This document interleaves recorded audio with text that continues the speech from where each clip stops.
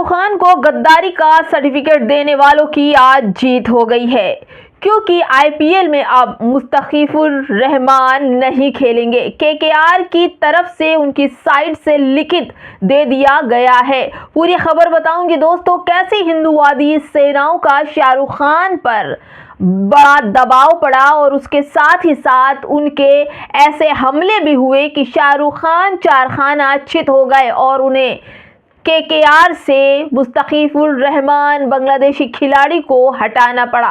पूरी खबर बताऊंगी दोस्तों, कैसे बीसीसीआई अपनी इज्जत बचाने के लिए शाहरुख खान का सहारा लेकर खिलाड़ी को हटाया है। नमस्कार, आप देख रहे हैं बॉम्बसिफ न्यूज और मैं हूं आपके साथ शैला। दोस्तों, ये चौंकाने वाली ही खबर है, क्योंकि इन दिनों जब शाहरुख खान को गद्दार कहा जा रहा था और उन्हें देशद्रोही साबित करने के लिए तमाम हिंदू राष्ट्रवादी जो लोग हैं, साधु संत हैं, नेता हैं भाजपा के, वो लग गए थे। लेकिन शाहरुख खान टस से मस नहीं हुए थे।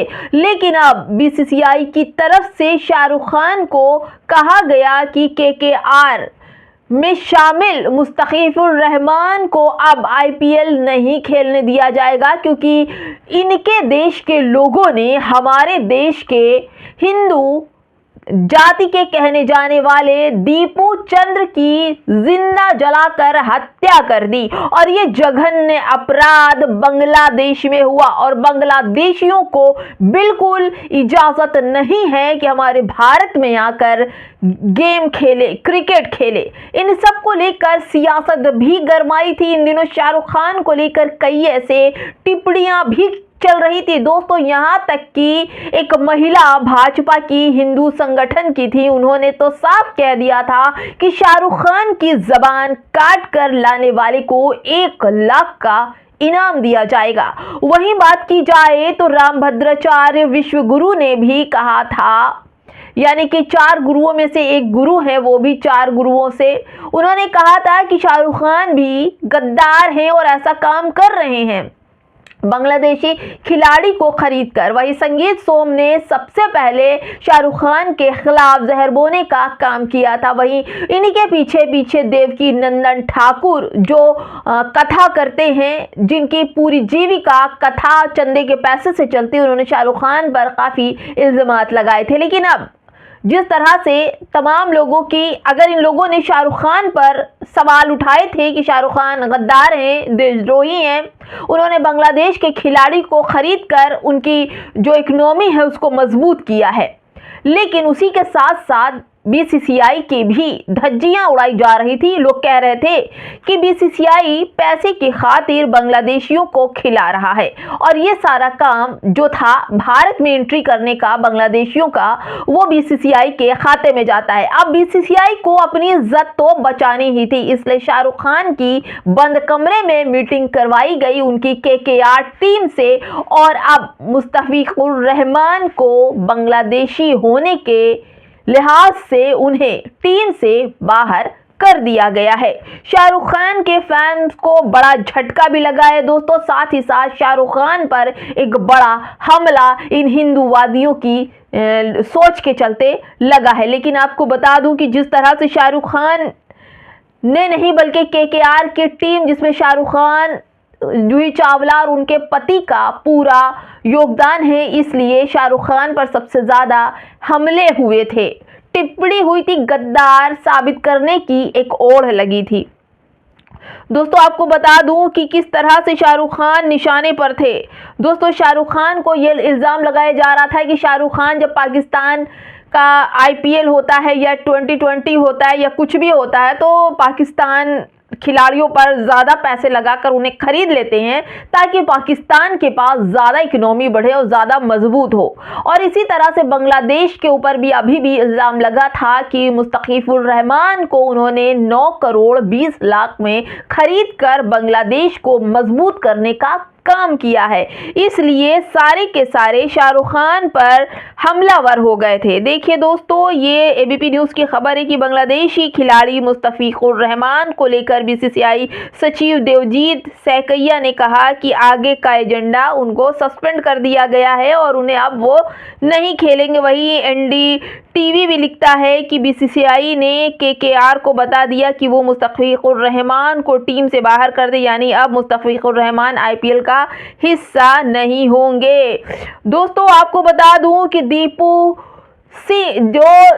चंद थे, हिंदू समुदाय के थे, जिसको बांग्लादेशियों ने जिंदा जलाने का काम किया था। लेकिन आपको कुछ और भी खबर देखनी चाहिए दोस्तों, और ये खबर भी आपको दीपू चंद जैसी है जो हमारे देश में चल रही है। क्या इनके खिलाफ भी कोई कार्रवाई होगी? क्योंकि हम बिल्कुल बर्दाश्त कर ही नहीं सकते कि पाकिस्तानी और बांग्लादेशी हमारे देश में आकर हमारे यहाँ की इकोनॉमी लेकर जाएं।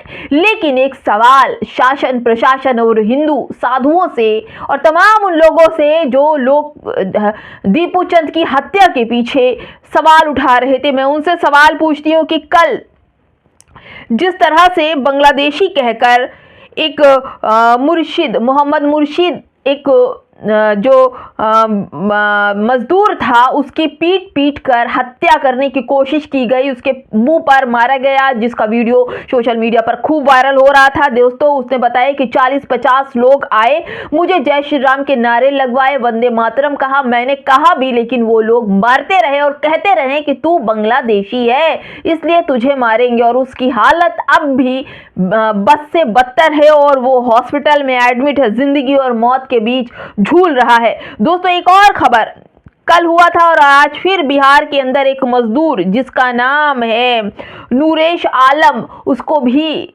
मॉब लिंचिंग की गई और किसी तरह से उसकी जान बच गई। लेकिन उसके पहले मैं बताऊं कि एंजल चकमा, उसको भी बांग्लादेशी कहा गया। उससे पहले भी अतर हुसैन को बांग्लादेशी कहकर पीट कर मार डाला गया। उससे पहले यूसुफ को भी बांग्लादेशी कहकर पीट कर मार डाला गया और ये सिलसिला चल ही रहा है। तो मैं आपसे सवाल पूछती हूँ कि एक दीपू के मारे जाने से आपका खून खौल रहा है, यहाँ मुसलमान और अल्पसंख्यक रोज मारा जा रहा है, उस पर आपकी क्या प्रतिक्रियाएं हैं? दोस्तों, एक खबर और मैं आपको दिखाती हूँ। दोस्तों, ये छत्तीसगढ़ रायपुर का मसला है, जहां पर मॉल में जाकर जिन लोगों ने आतंक मचाया था, तोड़ा था मॉल को और लोगों को गालियां दी थी, उनको जातिवाद धार्मिक गालियां दी थी, वो लोग 6 सदस्य थे और उन लोगों को पुलिस ने छोड़ दिया जमानत पर। फिर क्या था दोस्तों, फिर उनके आवभगत के लिए लोग आ रहे हैं, उनकी आरतियां महिलाएं उतार रही हैं।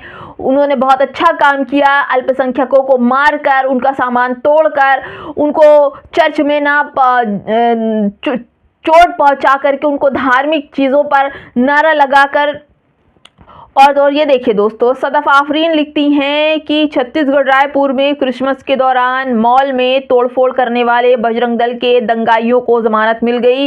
इन दंगाइयों को जेल से बाहर आने के बाद बजरंग दल ने आरती उतारी, फूल माला पहनाई, सर पर भगवा गमछा पहनाया। हमारे देश में माहौल खराब करने वालों, अशांति फैलाने वालों का भव्य स्वागत किया जा रहा है। दोस्तों, इन लोगों का स्वागत ऐसे हुआ जैसे कोई जंग जीत कर आए हैं और ये लोग लगातार मुसलमानों को निशाना बना रहे हैं, मॉब लिंचिंग कर रहे हैं, मुसलमानों को गोरिल्ला युद्ध करने की बात कर रहे हैं। चुपचाप टी राजा का बयान था कि गोरिल्ला युद्ध दीजिए, जो लोग चुपचाप हत्या करते हो वो लड़के चाहिए जो चुपचाप कठमुल्लों को काट सके। दोस्तों, यही नहीं, पिंकी चौधरी की तरफ से तलवारें गाजियाबाद में बांटी गई दोस्तों मुसलमानों को मारने के लिए। साफ उस वीडियो में सुना जा सकता है, देखा जा सकता है कि कठमुल्ले आएंगे तो उन्हें इसी फरसे और तलवार से काट देना।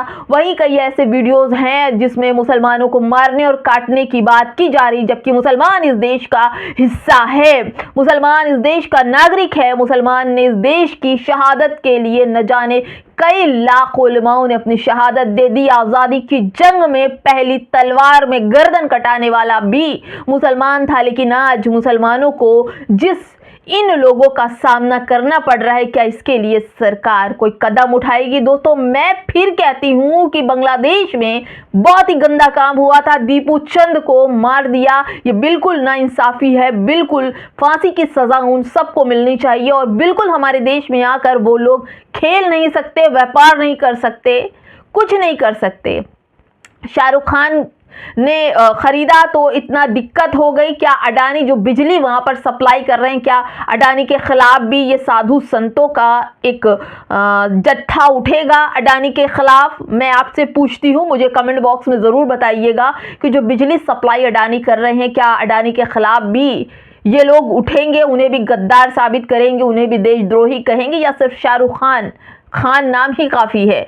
तो मैं आपसे सवाल पूछती हूँ कि दीपू चंद के मारे जाने के बाद यहाँ के तमाम लोग उनकी हत्या पर बिल्कुल नरसंहार, नाइंसाफ़ी, हत्या बिल्कुल बर्दाश्त नहीं। लेकिन यहाँ पर कभी मुर्शिद मारा जाता है, कभी नूर आलम मारा जाता है, कभी अतर हुसैन मारा जाता है, तो कभी यूसुफ मारा जाता है, और कभी कभी तो चेहरा देखकर एंजल चकमा भी मारा जाता है। वो चिल्लाता रहा कि मैं भारतीय हूँ, मैं भारतीय हूँ, लेकिन फिर भी उसे नस्ल भेदी समझकर मार दिया गया। दोस्तों, कहाँ तक ये जायज़ है और कब इन पर लगाम लगेगी? ये वो बजरंग दल के लोग हैं जो दूसरों के धार्मिक स्थलों पर पहुंचकर जय श्री राम के नारे लगाते हैं, हनुमान चालीसा पढ़ते हैं, साथ ही साथ उनके धार्मिक स्थलों पर पहुंचकर तोड़ फोड़ करते हैं, उनको जाति टिप्पणियां करती हैं। क्या ये बांग्लादेशियों से कम नहीं है, जिन चर्चों का हवाला देकर आज उन्हें फूल मालाओं से सजाया गया है? क्या ये खबर बाहर के मुल्कों में नहीं होगी? क्या हमारे देश के लोग बाहर जाकर काम नहीं करते? ऐसे में सवाल आपसे पूछती हूँ कि इन गंवारों ने, इन जाहिलों ने, इन बेरोजगारों ने जो किया है, उसका खामियाजा भारत के बाहर रहने वाले मुसलमानों को, हिंदुओं को, भारतीयों को भोगना पड़ेगा। जैसे आज बांग्लादेश के एक खिलाड़ी को 9 करोड़ 20 लाख में खरीद कर आज कूड़े के भाव फेंक दिया गया। क्या हमारे भारतीयों का भी बाहर ऐसे ही हाल होने वाला है? इस वीडियो में इतना ही दोस्तों, कमेंट बॉक्स में ज़रूर बताइएगा।